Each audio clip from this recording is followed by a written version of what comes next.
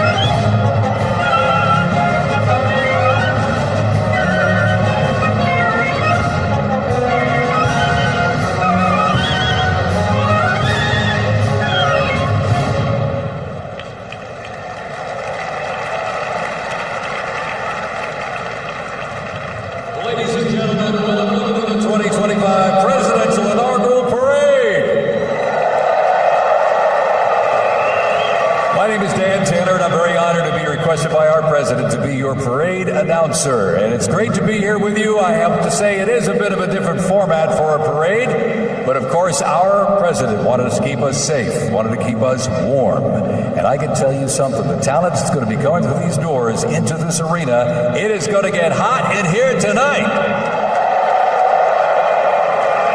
So thank you for joining us as we celebrate this historic occasion on behalf of the Trump-Vance Presidential Inaugural Committee. The ceremony is about to begin. We're going to get things underway, so if you're with family and friends, we're talking in the halls or whatever, get down to your seats, grab a snack. We're going to get the show on the road.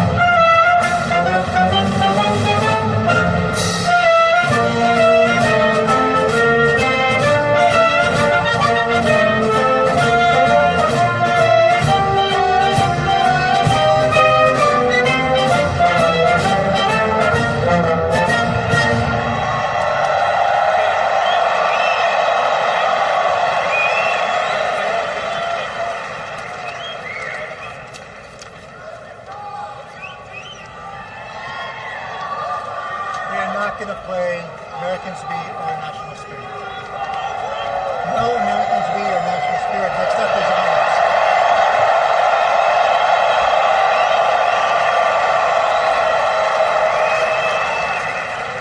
Next up, the Herald will play honors.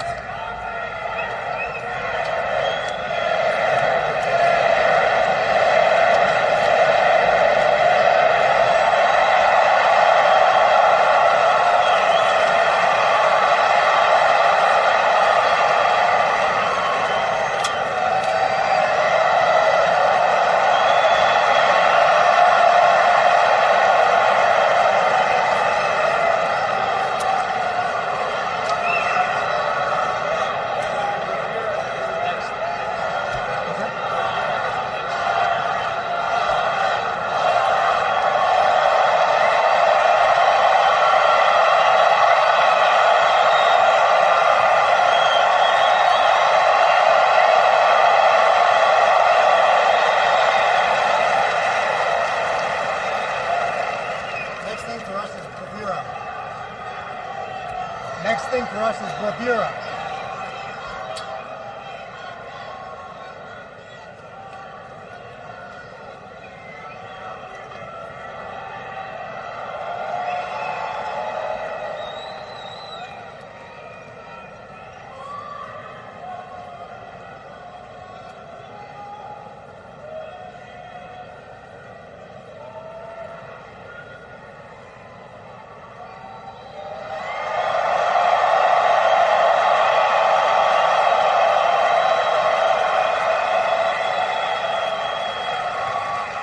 Ladies and gentlemen, we'd like to welcome the official fanfare music group of the President of the United States. Under the direction of Major Aaron Morris, the U.S. Army Band Herald Trumpets performing their fanfare that's actually written for the 47th President of the United States. Listen to this, it's amazing. This is Brass and Glory.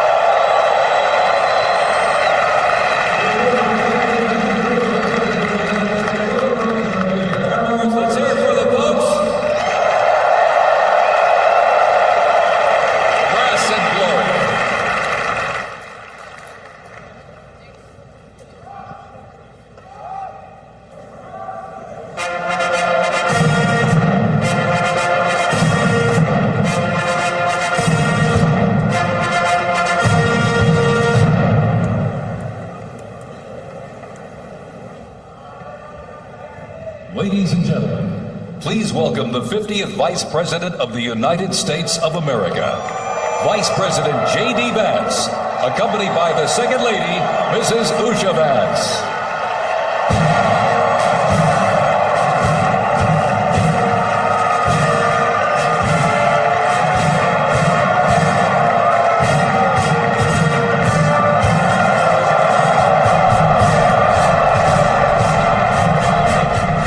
We see Vice President JD Vance entering the Capital One Arena to a lot of fanfare. Again, these people have been there all day for probably at least 9 hours at this point, probably longer for some of them. So very excited to see their first glimpse in person of one of the two men whom they support who were sworn into the top two executive offices in the U.S. today. There is Vice President JD Vance holding one of his children in his arms. This is clearly a long day for the entire family, not just those politicians who are officially being sworn in. There's his wife, Usha Vance, with their other two children making their way to their seats, along with the teddy bear.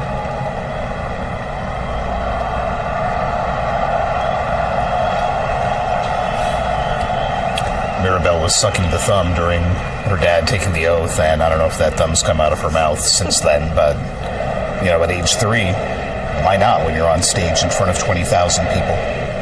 Just making it through the day. Do what you have to do. She's not crying, so that's a win for Mom and Dad Vance right there. Indeed. Over the past couple of minutes leading up to this, we've seen Donald Trump's children filing into this arena. They're on the other end of that aisle where you see the Vances taking their seats.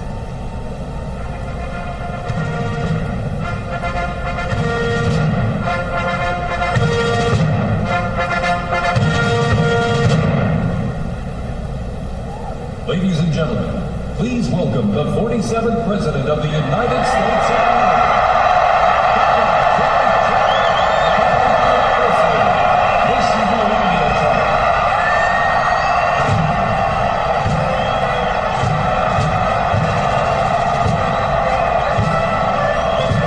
Now this is the moment they've been waiting for, with President Donald Trump making his way into the Capital One arena.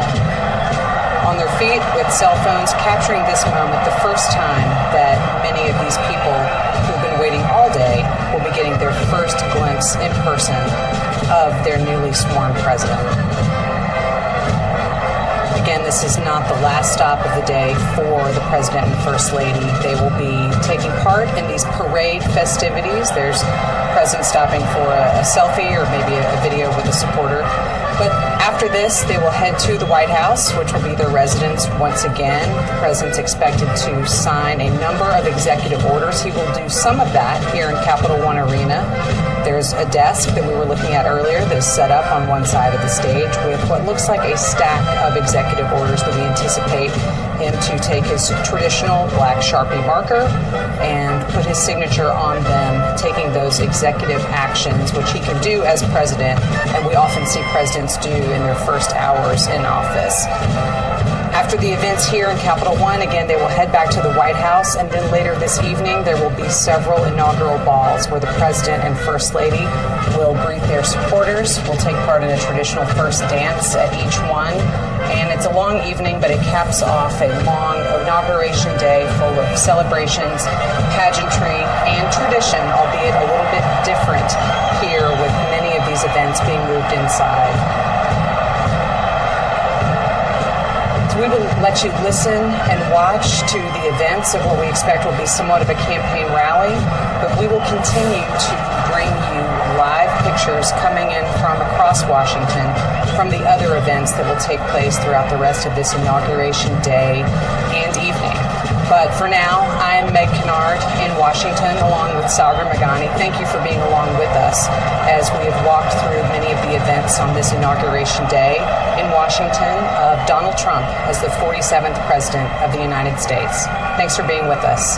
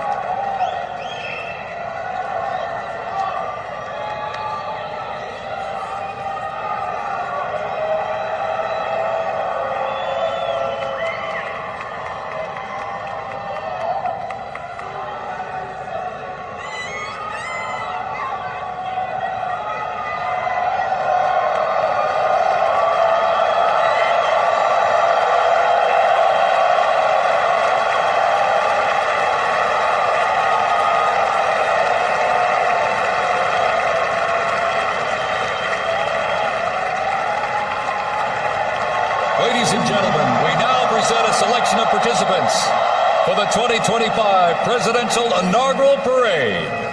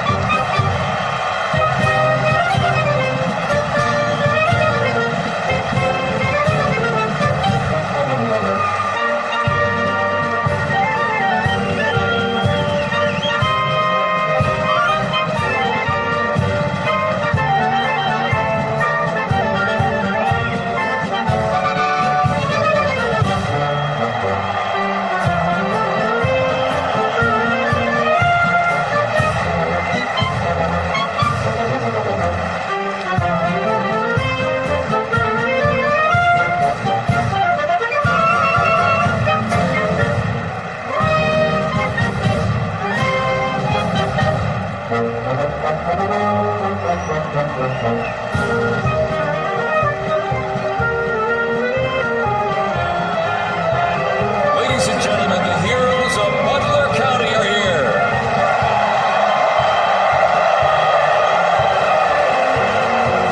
And they are here to pay homage to life, selfless community service, and sacrifice of Corey Comparatori. Mr. Comparatori, a 10-year U.S. Army Reserve veteran and past fire chief to the Buffalo Township Volunteer Fire Company, who died during the assassination attempt on the life of President Trump in Butler, Pennsylvania, July 13th, 2024. Their formation consists of Pennsylvania State Police, local police, county sheriffs, emergency services unit, EMS, 911 radio dispatch, and hospital personnel, who all heroically stepped into action during the horrific attack. They are also paying tribute to the courageous service of first responders nationwide.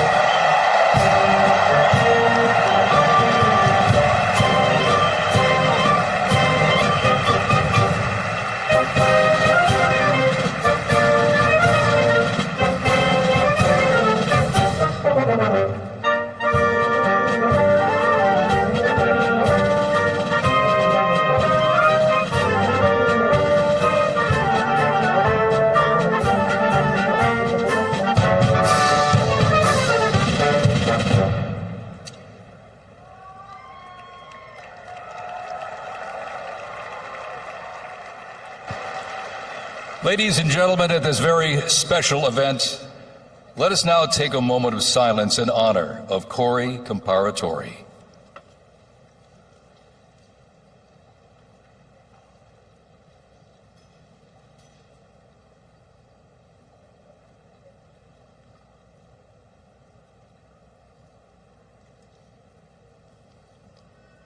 Thank you very much, ladies and gentlemen.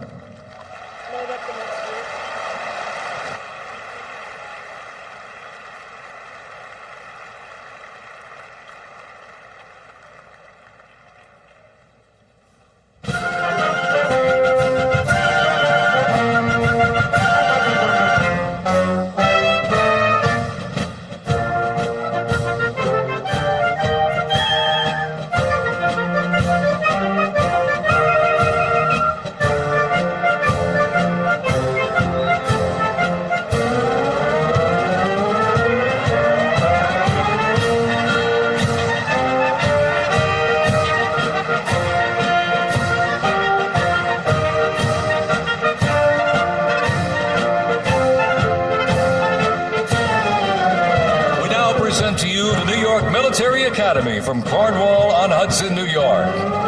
New York Military Academy stands out due to its unique connection to the president himself. President Trump is a 1964 graduate and has been enshrined as one of our alumni of distinction.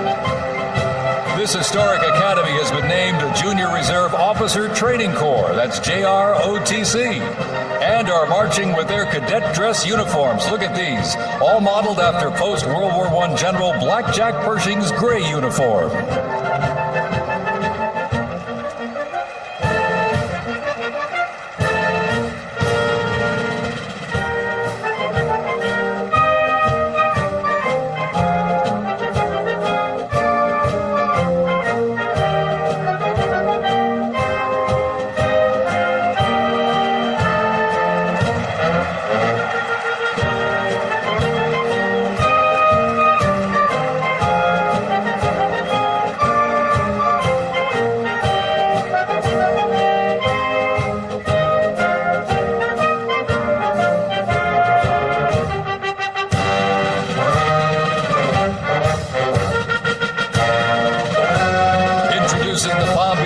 And Fire Honor Guard unit representing the town of Palm Beach, Florida.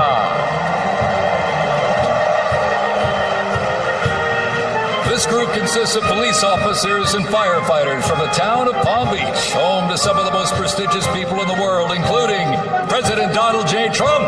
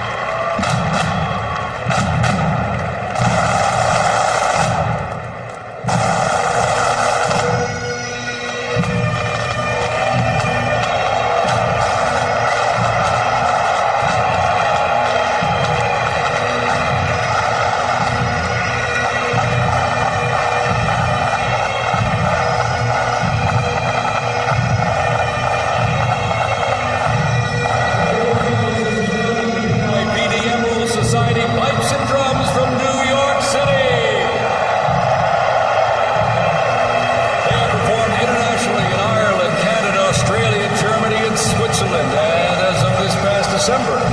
The band has had the distinct honor to perform at the 75th commemoration of the attack on Pearl Harbor in Oahu, Hawaii. The band has also played for hospitalized children, military veterans, as well as the 1980 and 2005 presidential inaugural parades, and His Holiness Pope John Paul II. The NYPD Emerald Society Pipes and Drums formed way back in 1960.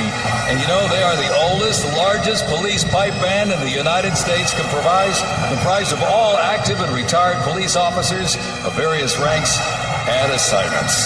Listen to those bagpipes. Let's hear it for it, folks.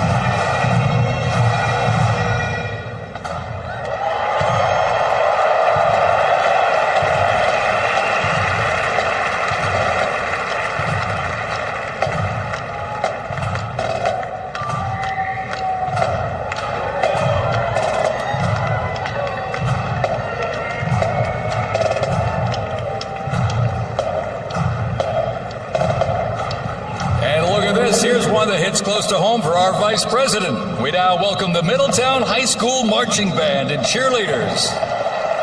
They're traveling all the way from Middletown, Ohio to proudly represent their school, our nation, and outstanding alumni, including our new Vice President of the United States, JD Vance.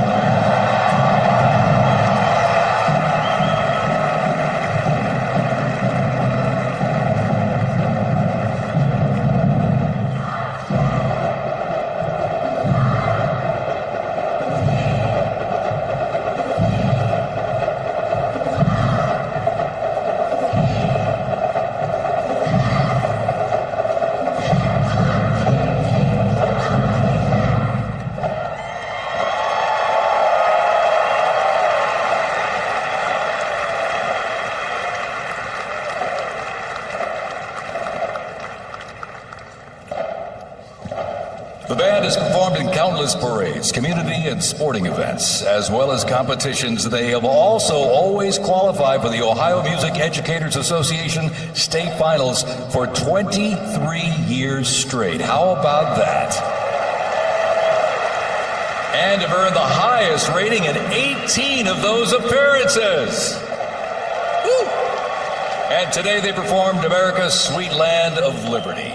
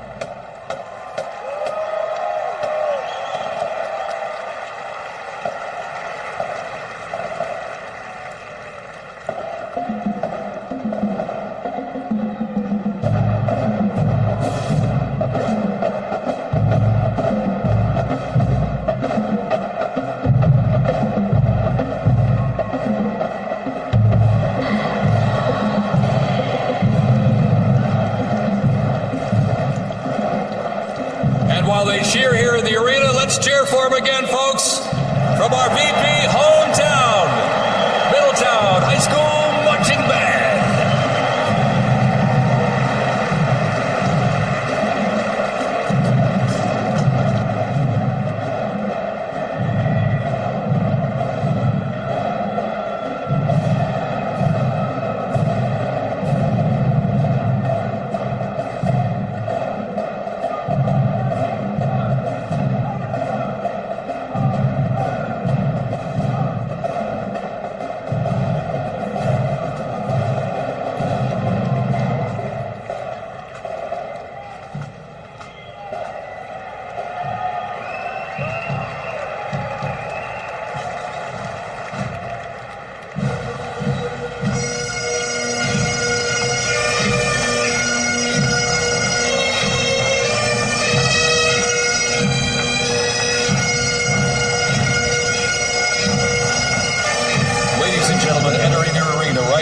traveling from Boca Raton, Florida, the Florida Firefighters Pipes and Drums.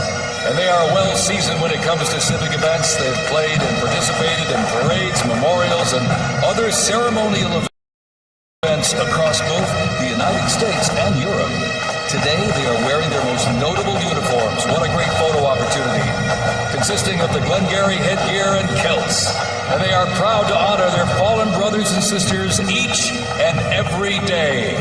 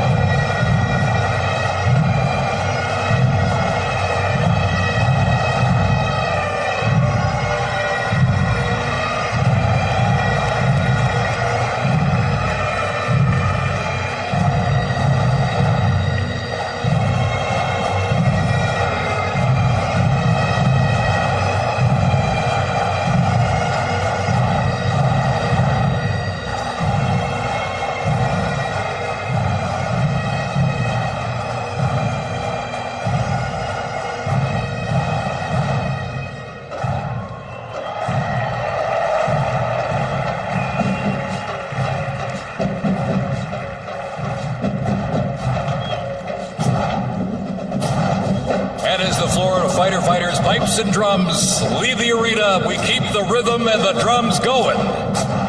Please welcome the Stewart's Creek High School Marching Band. Traveling all the way from Smyrna, Tennessee, they are proud to represent the volunteer state in the 2025 Presidential Inaugural Parade.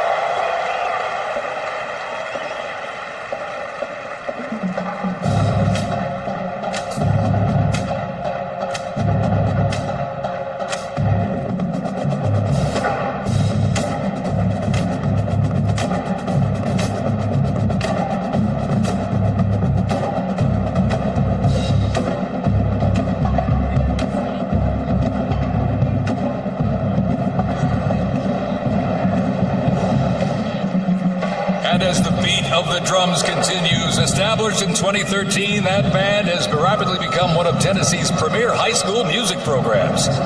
This band has participated in numerous civic events that honor significant moments in our nation's history, like the 75th anniversary of the attack on Pearl Harbor, Captain Jeff Cuss, United States Marine Corps Memorial Dedication, Chicago Thanksgiving Day Parade, and a Lincoln Memorial performance as well. The Stewart's Creek High School Marching Band, everybody! Make them feel welcome here in D.C.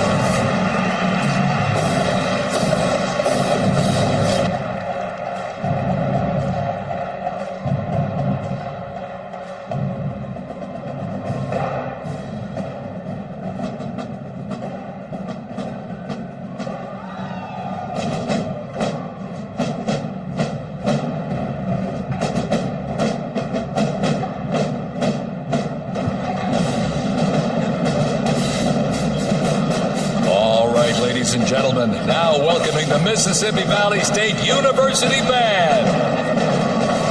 They're traveling all the way from Itabita, Mississippi. Look at this, gang. This is the Mean Green Marching Machine. They are proud to represent historically black colleges and universities at the 60th Presidential Inauguration.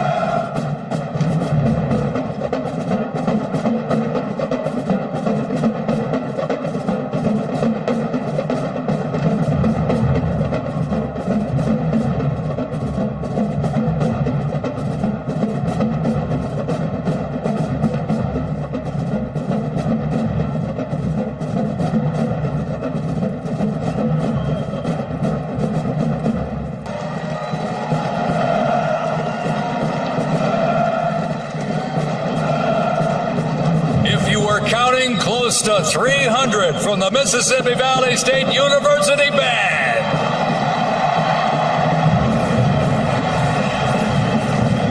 You know, since its founding, the band has consistently played a significant role at their university and across the United States. They have performed for athletic events, Mardi Gras parades, Rose Bowl parades, and many, many more. The Mississippi Valley State University Band takes great pride in presenting culturally diverse presentations for students, faculty, and the surrounding Mississippi communities. Take a look at that brass out there. Woo! That's just part of the big green marching machine. The Mean Green Marching Machine from Itamina, Mississippi, ladies and gentlemen.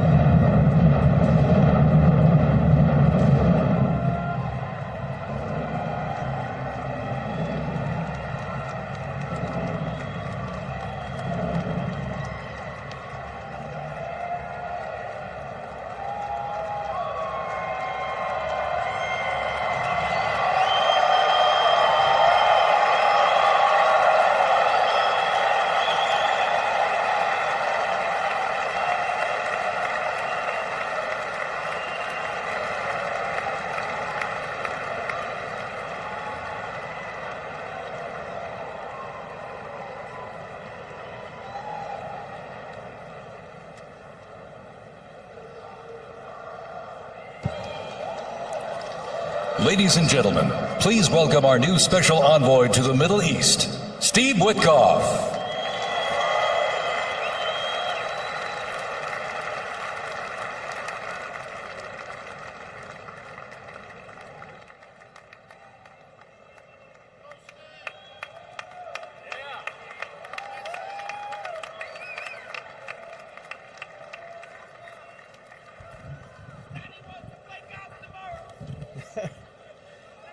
Good evening, everybody. I was appointed by President Trump to be the special envoy for peace in the Middle East.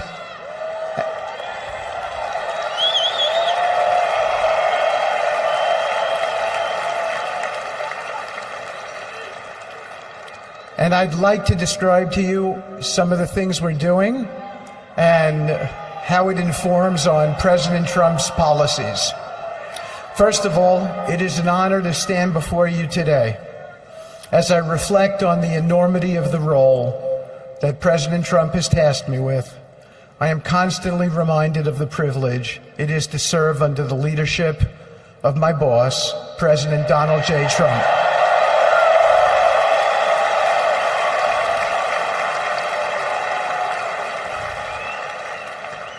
His presidency has provided a clear, bold vision for the Middle East, and it is this vision that guides every step I take in the mission. President Trump's leadership has redefined what is possible in the pursuit of progress and stability in the Middle East. His decisive, pragmatic approach ensures that even the most entrenched conflicts are met with fresh perspectives and innovative strategies. His policies have already delivered remarkable successes, such as yesterday's release of hostages in Gaza.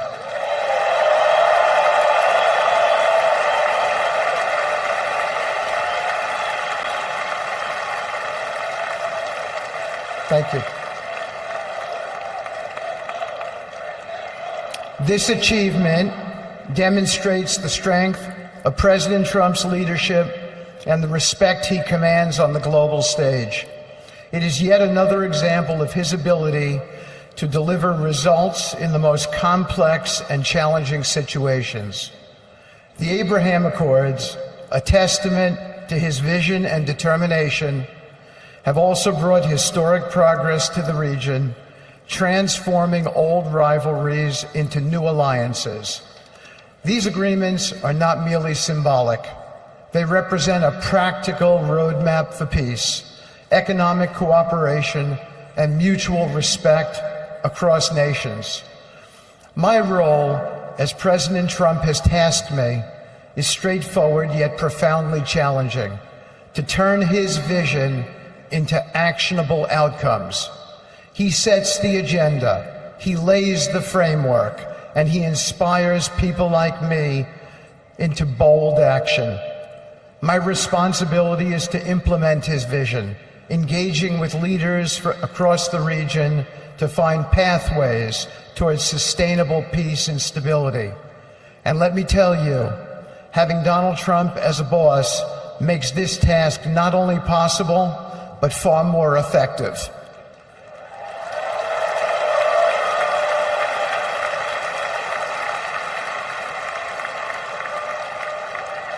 President Trump's reputation as a leader who delivers results resonates far beyond Washington. Leaders in the Middle East know he means what he says. His ability to cut through bureaucratic gridlock and focus on tangible results is the game changer. It allows me to approach delicate negotiations with the confidence that the full weight of the United States is behind me. The principles President Trump has laid out for our approach to the Middle East and foreign policy in general are fourfold, and they are clear. 1, respect for sovereignty. Every nation deserves the right to determine its own destiny, free from the interference of external powers. 2, economic prosperity as a bridge to stability. Through economic partnerships and investment, we can build a foundation for cooperation that transcends historical grievances. 3, courageous diplomacy. Real progress requires difficult conversations and bold decisions, and it is through these that trust is built and maintained. And finally, 4, reciprocity and accountability. The United States requires reciprocal actions from our partners. We are done carrying the financial burden for nations that are unwilling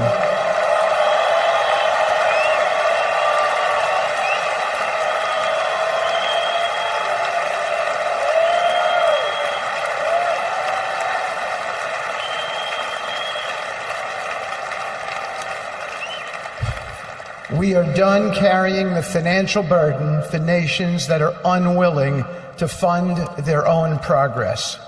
The days of blank checks are over.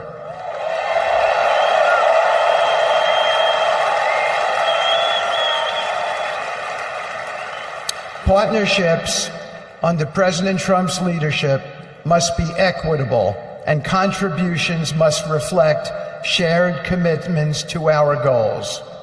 In my work, I've seen firsthand how these principles resonate. They provide a foundation that transcends politics and speaks to the shared humanity of all people in a region.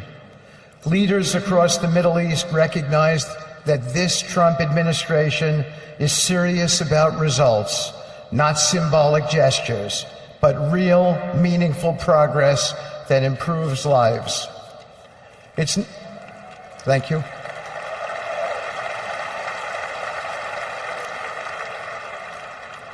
It's not always easy.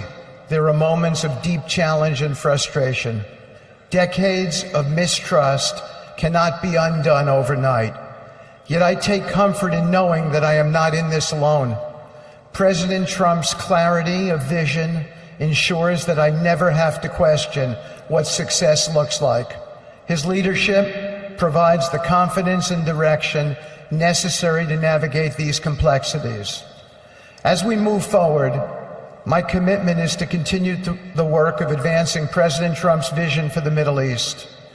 Whether through expanding the Abraham Peace Accords, fostering economic development, or facilitating dialogue between long-standing adversaries, my focus remains on actionable results. Let me close by saying this: a stable and prosperous Middle East is not an unattainable dream.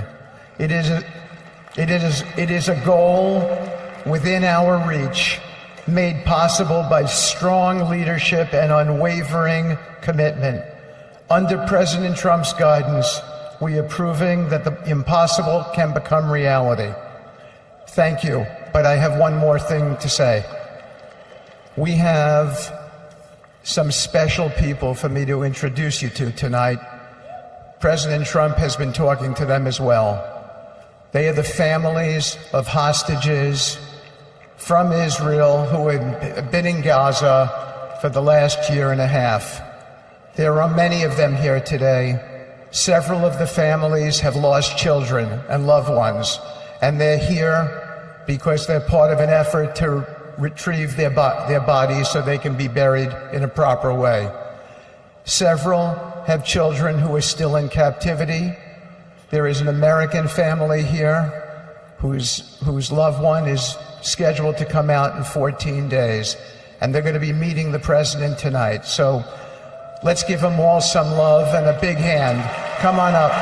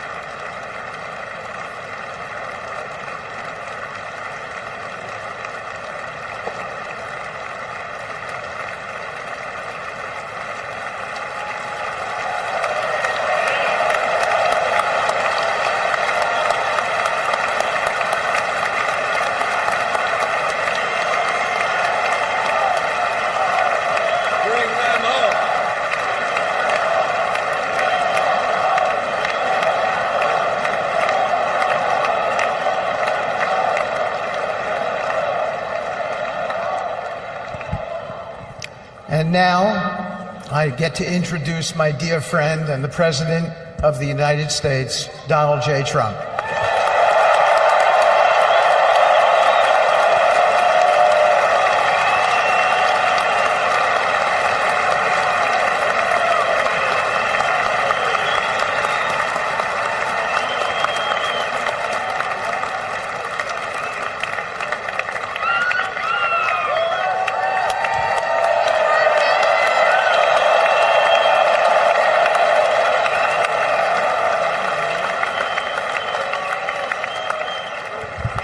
Thank you very much, everybody. Appreciate it. Thank you.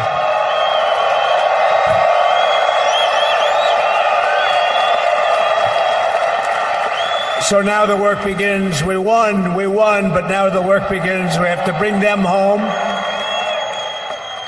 And, you know, tonight I'm going to be signing on the J6 hostages, pardons, to get them out. And as soon as I leave, I'm going to the Oval Office and we'll be signing pardons for a lot of people, And thank you to Steve Witkoff. He's a great guy. He's a friend of mine. He's been a very successful man. He's a great negotiator. He's a wonderful guy. People love him. And he's got a tremendous power of persuasion. And that's what we need. We don't need stiffs. We got a lot of stiffs. You just had a whole load of them. And to the former hostages with us today, welcome, and welcome home. Some of the folks are former hostages, not a good situation. The 3 young ladies that came home yesterday, you saw that, and more coming home every day now. They're coming home. But they were hurt. One had her head blown off, fingers on her hand, and her hand indeed was blown off. She was trying to defend herself from a bullet being fired. You believe this? A bullet knocked off her hand.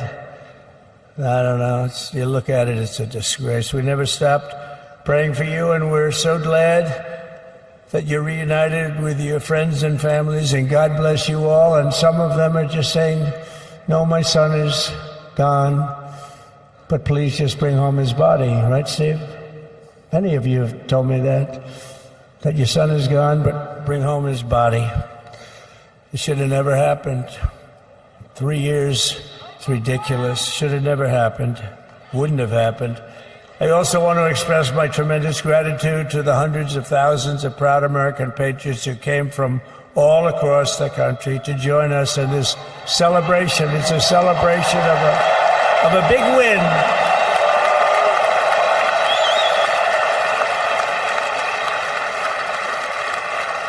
And you're witnessing the dawn of the golden age of America. That's what it's going to be. We're bringing it back. We're going to bring it back fast. We're going to bring it back fast.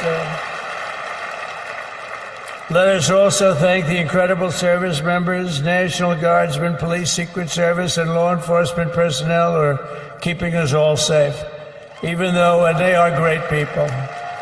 New York's finest. I grew up with New York's finest, and we got to give them their authority back. You won't have any crime. There'll be no crime. You give them little authority back.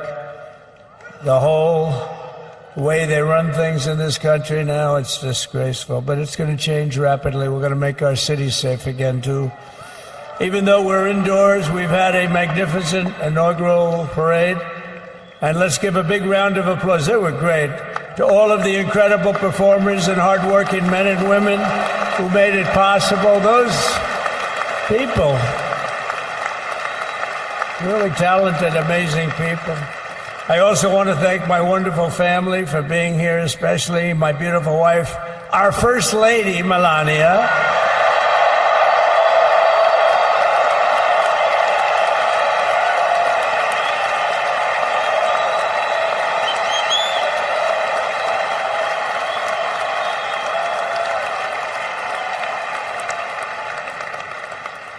They love our First Lady. And also JD. How good has JD been? And his beautiful wife, Usha. How good is JB? JD has been great. He's another good negotiator, Steve. He's a great negotiator, too. We need negotiators in this country. But so many of the people on the stage behind, not only family members, as an example, Lara Trump, the wife of Eric. She was the head of the Republican Party, along with my friend Michael. Stand up, the two of you. What a job. What a job they did. They worked so hard. They knew there'd be rigging, but they said, we're going to make it too big to rig, and we did. We made it too big to rig. We won every swing state by a lot. We won the popular vote by millions and millions of votes. We won the whole ball of wax. And now we're going to go and drill, baby, drill, and do all the things that we've wanted to do and bring your costs down, your prices down, and make our country safe. So thank you very much, Michael. Thank you very much. What a job you've done, Michael. I'm never moving you, you know. He was thinking about getting a nice job in the administration. I said, no, I'm leaving you right where you are. You've done a very good job. We're not moving you, Michael. I'm sorry. Anyway, thank you very much. Appreciate it. Appreciate it very much.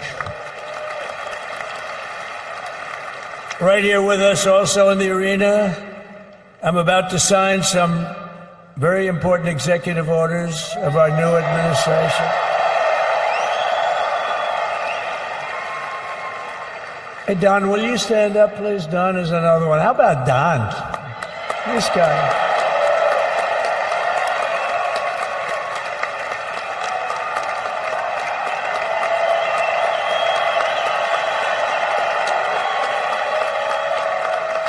He's a popular one. He goes out and speaks. He gets a big crowd. He's a little on the rough side sometimes, but that's what you want. He's done a fantastic job, and he loves our country. Thanks, Don. Great job. You've done a great job. And Ivanka.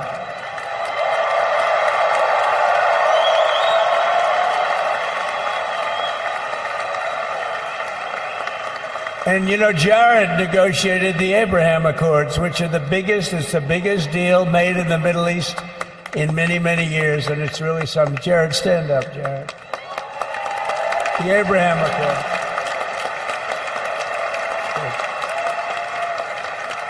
And Tiffany's going to have a little baby. And Michael.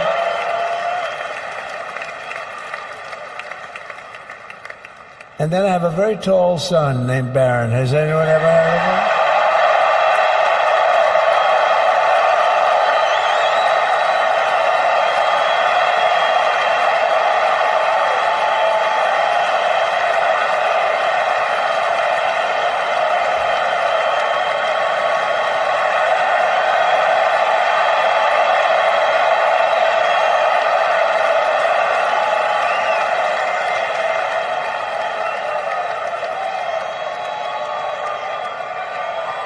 Thank you.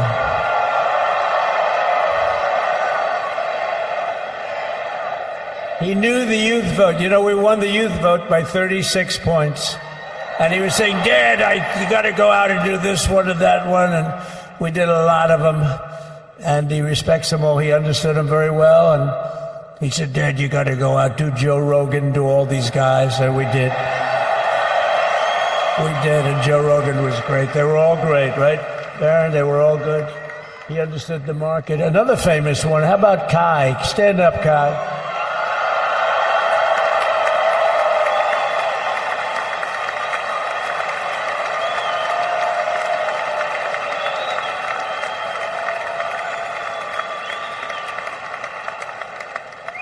Is that Byron Donalds back there? Stand up, Byron. Stand up. What a future this one has. What a future. That's great, Byron. Thank you very much. And how about Lutnick, Secretary of Commerce? He's going to take in more money than any country has ever even thought about. He's going to take in some money. And we have many others. Look, I'm not going to go through it, but we're going to sign some orders right now, and that's really what I want to do. So we're going to sign executive orders. First, I'll revoke nearly 80 destructive and radical executive actions of the previous administration, one of the worst administrations in history. Maybe not one of them, the worst. Anybody that would allow millions of people to pour through our borders from jails, prisons, mental institutions, insane asylums, gang members to be taken off the streets of Venezuela and deposited in our country, and many, not just Venezuela. You know, crime in Venezuela is down 74% because they took their criminals and gave them to us through an open border policy of the previous administration. All over the world, they're emptying their prisons into our country. They're emptying their mental institutions into our country. It stops as of 1 o'clock this afternoon. Okay, it stops.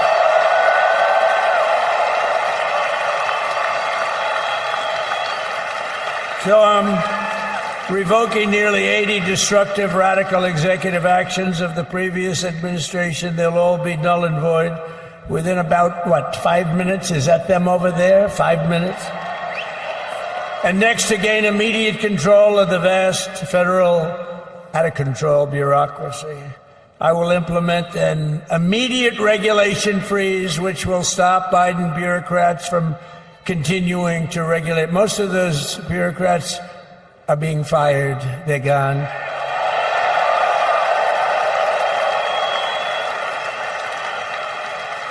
Should be all of them, but some sneak through, but we have to live with a couple, I guess. I'll also issue a temporary hiring freeze to ensure that we're only hiring competent people who are faithful to the American public. And we will pause the hiring of any new IRS agents. We will also require that federal workers must return to the office in person. And we're going to take the 88,000 people that they hired to go after you with guns. By the way, they're allowed to use guns and harass you like they were so many other people. Remember this. Okay, remember? Do you remember a little statement about tips? Does anybody remember that little statement? I think we won Nevada because of that statement. But they went out and harassed you over the tips. In other words, we are restoring control of our government to the people. We're going to take those 88,000. Let's see if they'd like to work on the border, because that's what we want them really under.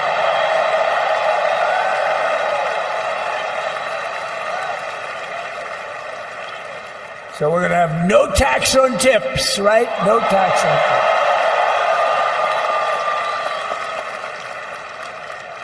And we may have, like the Speaker of the House, is he here? He's done such a good job. Is Mike here? He's around here someplace. I saw him just a little while ago. Hello, fellas. Look at you guys. Yeah, I know it. He's great. He's doing great. They're all doing good. The Republican Party has never been unified like it is right now. They want to save our country. And we're going to more than save it. We're going to make it greater than it's ever been before by a lot. Next, I'm going to sign a presidential memorandum directing every member of my cabinet to marshal every power at their disposal to defeat inflation and rapidly bring down the cost of daily life, because your costs have gone through the roof in the last 4 years. Perhaps you didn't notice. Does anyone notice their costs are like double, triple, quadruple? You can't buy bacon. Apples have doubled in price. You want an apple, anybody? Pay twice what you did 2 years ago. We'll put more money in your pocket, and we'll bring back the American dream and to reduce energy costs and liberate our economy. So we have more oil and gas than any country in the world, and we're going to use it. We're not going to do the wind thing. Big, ugly windmills, they ruin your neighborhood. They ruin you. If you have a house that's near a windmill, guess what? Your house is worth less than half. And did you see up in New England with the whales? You see what's happening? So they had 2 whales killed in about 14 years. Last year and the year before, total, they had 28. So if you're into whales, you don't want windmills either. and they're the most expensive form of energy that you can have by far. And they're all made in China, by the way, practically all of them. And they kill your birds and they ruin your beautiful landscapes. But other than that, I think they're quite good, right? Now, remember when we used to joke and kid when we were kidding, but we don't kid anymore? They want to watch the debates on television. They want to watch your favorite president on television. But the wind isn't blowing, so we can't watch television that night, Gladys. Remember? Gladys, I'm sorry, the wind is just not blowing. We're not watching Trump tonight. But I'm immediately withdrawing from the unfair, one-sided Paris Climate Accord ripoff. The United States will not sabotage our own industries while China pollutes with impunity. You know, China, I mean, look, they use a lot of dirty energy, but they produce a lot of energy. And when that stuff goes up in the air, you know, it doesn't stay there. It's not like you got a wall. We love walls, don't we? Not like you have a wall around and it doesn't. It floats into the United States of America after 3.5 to 5.5 days. It floats across the oceans and it comes right over your neighborhood and it falls into your neighborhood. So they all say, we have to fight for cleaner air, but the other dirty air is dropping all over us. So what the hell are they talking about? Unless everybody does it, it just doesn't work. You know, we had the cleanest air and the cleanest water that this country's ever had under the Trump administration. And we didn't do anything to stop jobs and stop production, believe me. You're going to see a lot of companies come pouring back because tariffs. I always say tariffs is the most beautiful word to me in the dictionary. Then I was reprimanded by the fake news. They said, what about love, religion, and God? I said, I agree. Let's put God number one. Let's put religion number two. Love, I don't know. We got to put that number 3, I guess, right? And then it's tariff. Because tariffs are going to make us rich as hell. It's going to bring our country's businesses back that left us. And I'll also sign an executive order to immediately end federal government censorship of the American people. In America, we believe in free speech, and we're bringing it back starting today to stop the weaponization. Oh, do I know about that? These creeps. Deranged Jack Smith. You ever hear of him? Deranged. He's a deranged prosecutor. He's sick. They suck him on me. He's now been reduced to getting on an airplane, going back to The Hague or wherever the hell he came from. We got to get rid of that guy. Hey, was he one of the many people that got a pardon today? Did they pardon Jack Smith? You know, did you know that Biden, while I was making my speech, pardoned his whole family?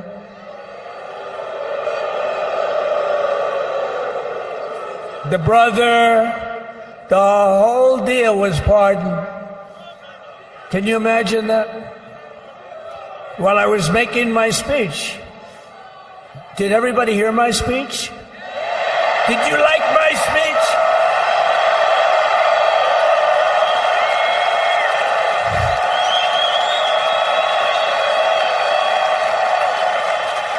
Thank you. I mean, the only thing wrong with it is I had a lot of tough things to say, and I have some great people that work for me. Sir, this is such a great speech. It's so unifying. Don't talk about Biden with his pardons of his family. We want a unified country. They said, don't talk about the J6 hostages that you're going to be releasing today. Sir, don't put that in your speech, please. I said, but I want to put it in my speech. I said, sir, it won't be unified like it is. It's so beautiful the way it is. And it is getting great reviews. You know, if I put things like that in, I'll get terrible reviews. One little paragraph that's a little bit wrong with the fake news goes crazy, right? So I said, all right, I won't put it in my speech, but you know what? I'm speaking in front of a hell of a lot of people. at a place called Capital One Arena, and I'll talk about it there. So we're going to be going over the beautiful Oval Office, one of the great offices in history. Even if it wasn't beautiful, it's the Oval Office, but it is beautiful. And we love the Oval Office. It all starts with the wars start and end there. Everything starts and ends at the Oval Office. We love it. But we're going to go to the Oval Office. We're going to release our great hostages that didn't do, for the most part, they didn't do stuff wrong. You take a look at what went on, and look what happens in other parts of the country. In Portland, where they kill people, they destroy the city, nothing happens to them. In Seattle, where they took over a big chunk of the city, nothing happened. Minneapolis, where they burned down the city, nothing happened. Essentially nothing happened. All they want to do is go after the J6 hostages. A 76-year-old grandmother was arrested the other day because she was looking at the Capitol or something like that. No, we're not going to put up with that crap anymore.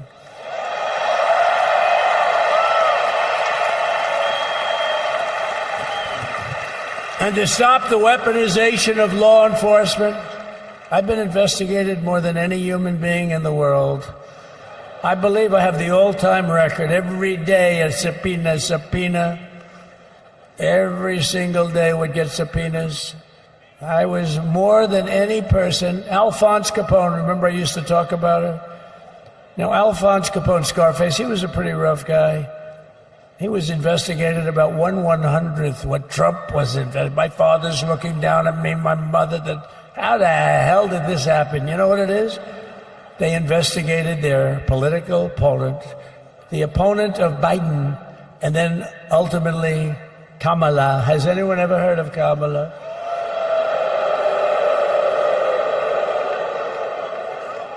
We had to beat two opponents. You know, we had to beat Biden, then we beat him. Now he goes on top. The guy was like 39 points down. I think I could have beaten Trump. They should have left me and I would have beaten. No, his debate performance wasn't the best, right? That's what killed him. And then they had to change, and that's like you get into a fight. The great Dana White spoke last night. We love Dana White, right? UFC. That's like he puts in two fighters. One of them's getting creamed, getting really beaten, and they say, all right, take him out. Let's put somebody else in to finish up the fight. That's what they did to us. They gave us somebody new, but we took care of both of them. So we beat actually two opponents.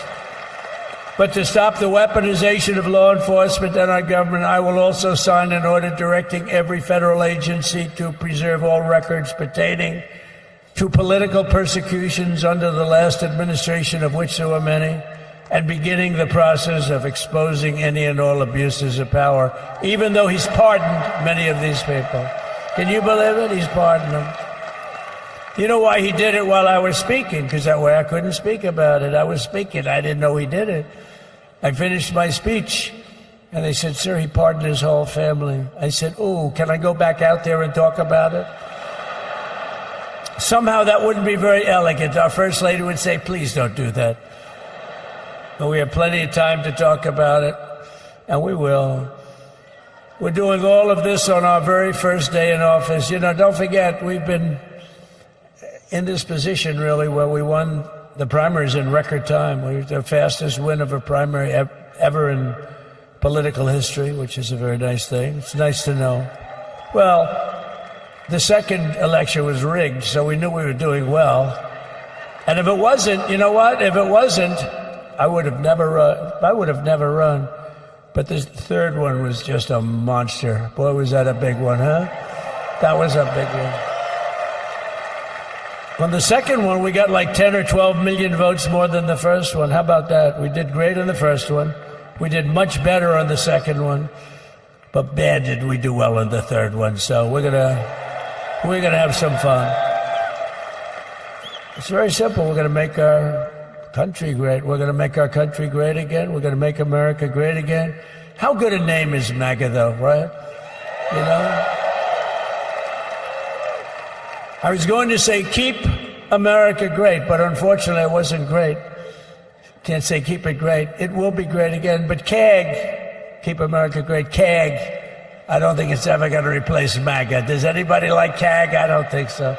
It's never replacing MAGA. Nothing will ever replace MAGA. MAGA was the most successful political operation, political movement in the history of our country, maybe in the history of the world. Let's see what happens, because we're not finished yet. We're not finished yet. We got a long way to go. But we're doing this on the very first day in office, and in just a few moments, I'm not only signing the release of the J6 hostages, I'm signing other things that you're going to love. Oh, you're going to be happy reading newspapers tomorrow and the next day and the next day and the next day. So I just want to thank, look at this place. It's full to the rafters. You don't have any. Look at those people up there. You don't have any empty seats. And by the way, the Capital One owners, they are so good. We got to root for their teams because they have been so great to MAGA, to us. And I just want to thank Ted and everybody. You guys have been fantastic. And the ice hockey team's doing great. Ovechkin's pretty good, right? They're doing great. So I want to thank them, Capital One Arena owners. They have been absolutely fantastic. And thank you once again to everyone. And I can only tell you, you're going to be very happy. You're going to watch a lot of good things happen. We got to stop some wars that are happening and going on. Some stupid things are happening. The war with Ukraine would have never happened, and it has. As you know, Israel would have never been hit on October 7th, and none of you would be up here. None of you would even know anything about this tragedy that you're going through right now. But Iran was broke. Anybody that bought oil from Iran, they couldn't do any business with us. You're not going to do business with America. China passed, everybody passed, they were broke. They didn't have money for Hamas, they didn't have money for Hezbollah. And your sons would be alive, and they certainly wouldn't be incarcerated like they are. It's a shame, but we're getting a lot of people out in a short period of time. So I'm going to go right over to here, and I'm going to sign in front of you. Is that okay? Good.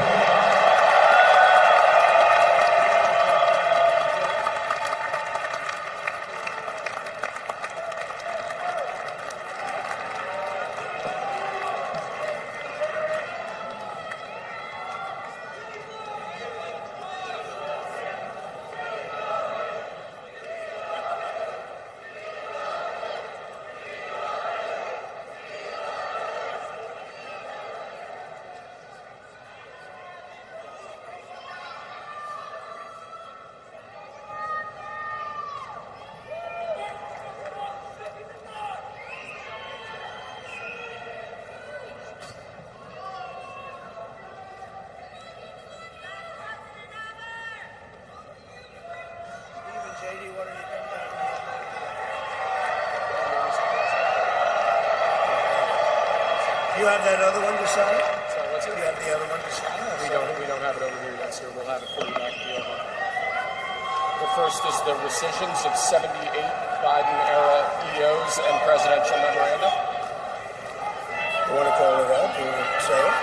You want to say it? Oh, if you want me to, sir. Why don't you say what I'm signing? Sure. The first item that President Trump is signing is the rescission of 78 Biden-era executive actions, executive orders, presidential memoranda, and others.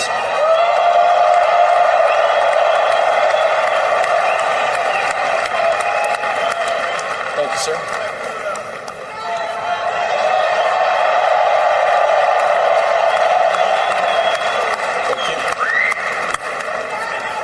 The second item, President Trump, is a regulatory freeze, as you announced in your speech, preventing bureaucrats from issuing any more regulations until we have full control of this, the government and this administration.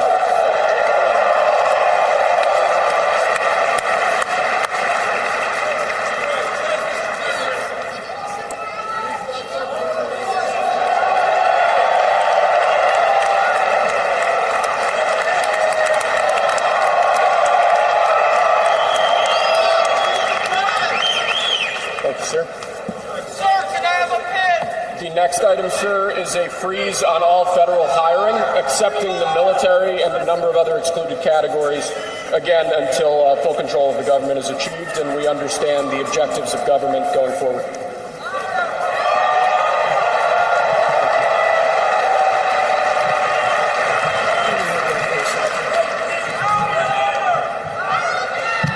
Could you imagine Biden doing this? I don't think so. I don't think so. Sir, the next item, as you announced in your speech, is a requirement that federal workers return to full-time in-person work immediately.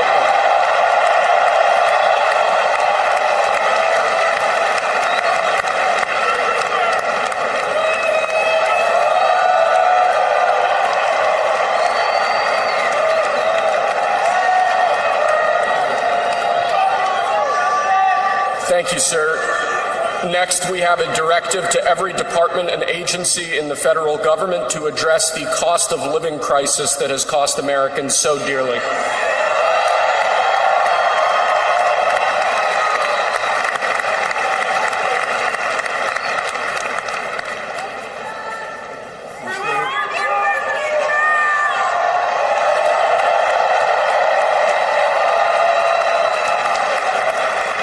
Thank you, sir. The next item here is the withdrawal from the Paris Climate Treaty.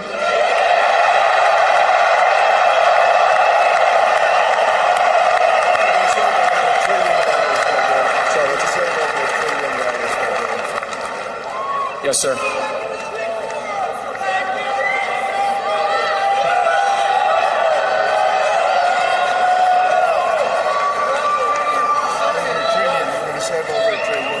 We're going to save over $1 trillion by withdrawing from that treaty.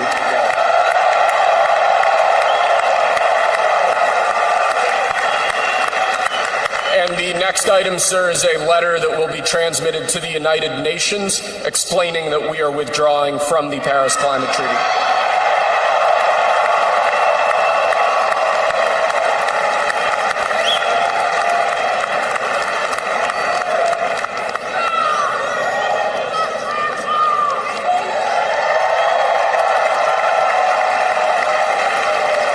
Thank you, sir.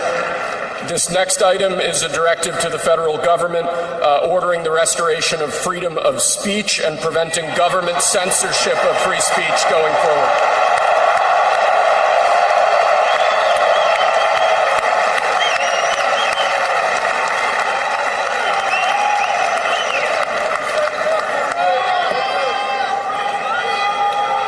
And lastly, sir, before we go back to the Oval Office to sign a large number of other items, is a directive to the federal government ending the weaponization of government against the political adversaries of the previous administration, as we've seen.